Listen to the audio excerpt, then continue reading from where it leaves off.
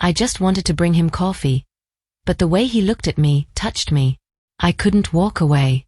That morning, I gave him a cup, but he left me craving something so much more. Please don't forget to subscribe and comment. And one request, please always keep smile on your face. It started as a simple thought. He looked tired, worn down, the kind of exhausted that showed in his posture, not just his eyes. Every time I passed his door, I could hear faint sounds of typing, phone calls, muffled groans. He was always working, always behind that screen. I wasn't stalking him. That would be weird. But when you live next door to someone who looks like Ethan, tall, dark-haired, eyes that smolder even when he's barely awake, it's hard not to notice things. Like the fact that he never takes breaks. Or that the last few mornings he hadn't left for coffee like usual. So I did something stupid. Sweet, maybe. But mostly stupid. I brought him coffee. Not store-bought either. I walked 4 blocks through the morning breeze to that little place on the corner, the one with the honey oat lattes he secretly loves. I only knew because he mentioned it once when we were both in the elevator, both clutching cups, and he smiled that soft kind of smile that made you feel like he didn't smile often. Like you had earned it. When I knocked, I didn't even expect him to answer right away. Maybe he was on a call. Maybe he'd think it was a delivery. But then the door opened, and there he was. Barefoot, slightly messy hair, a grey t-shirt that clung just a little too perfectly to his chest. His eyes were sleepy, surprised, and then they warmed. Aubrey, he said, like my name tasted good in his mouth. I held out the cup. Thought you could use a little rescue. He took it like it meant more than coffee, and honestly, maybe it did. You're a lifesaver, he said, his voice low and rough, like he hadn't used it in a few hours. You wanna come in? I didn't answer right away. I just stepped in. That was my answer. His place smelled like books and cinnamon and him. I tried not to let my eyes wander, but I'm pretty sure he noticed the way I looked at his shoulders when he turned around. He leaned against the kitchen island, sipping, watching me. You always bring your neighbors custom lattes? He asked with that sideways smirk. No, I said honestly. Just you. His eyes darkened just a little. Not in a creepy way. In a way that made my stomach flip. Rough week? I asked, my fingers wrapping around my own cup. You have no idea, he groaned, rubbing his face. I think my brain is about to explode. Then shut it off, I said. Even if it's just for 5 minutes. He looked at me. Really looked at me. His eyes trailed from my sweater to my thighs to my coffee cup and back to my face. You want me to shut off my brain while you're standing here looking like that? He muttered. I blinked. Like what? He smiled. Like trouble. I laughed, but it didn't come out right. It was breathy, nervous, warm.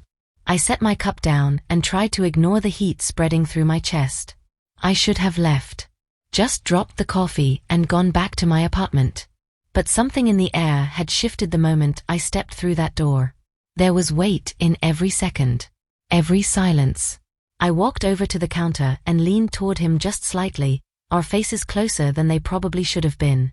I've been wondering, I whispered, what it would be like to kiss you. His breath hitched. I didn't wait for a response. I leaned in, pressing my lips to his, soft, cautious at first. But when he responded, God, when his hand cupped my jaw and pulled me closer, I knew I was already lost. His kiss was heat and tension and something deeper I wasn't ready to name. He kissed like he'd thought about it too, like maybe I wasn't the only one craving something more. When we pulled apart, I opened my eyes slowly, searching his face. I've wanted that for a while, I said, still catching my breath. Same, he whispered, forehead against mine. He took my hand, guiding me gently to the couch. I sank into the cushions beside him, my knees curled beneath me, his arm resting behind my shoulders. I could feel the warmth of him, the silent storm just under his skin. We talked for a while. About work, life, favorite places, music. The kind of conversation that slides into laughter and pauses, into eye contact that lingers too long. And when I leaned forward to grab my cup again, I felt his eyes on me, like heat trailing across my back. You're staring, I said, half teasing.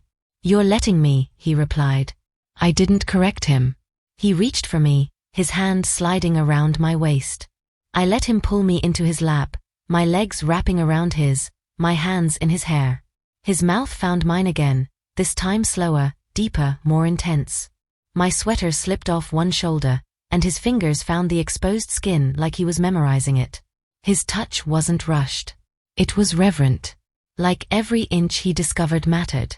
When I looked into his eyes, I saw something I didn't expect. Desire, yes. But also wonder. Admiration. Like he couldn't believe I was real. My hands slid up his chest, under his shirt. He helped me lift it over his head, revealing lean muscle and warm skin.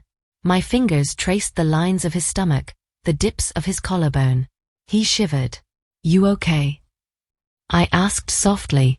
"More than okay," he said, pulling me closer. I let him explore me, my body molded against his, our kisses growing more urgent. My sweater came off, slowly, revealing the lace bralette I almost didn't wear this morning. His hands were careful, his lips asking for permission with every inch. We didn't rush. We didn't speak. It was all breath and fingertips and the kind of chemistry that pulls two people into a place they can't explain. And when it was over, when we lay tangled in each other, sweat damp and spent, I rested my head on his chest and listened to the rhythm of his heart. "You know," I whispered, "I just brought you coffee." He laughed, deep and warm. "Yeah," he said. "But you left me craving you instead." I smiled against his skin. Maybe I came over because I wanted to help. Maybe I came over because I missed his smile. But now that I was here, wrapped in his arms, I realized I'd been craving him too. And no amount of coffee could ever compare.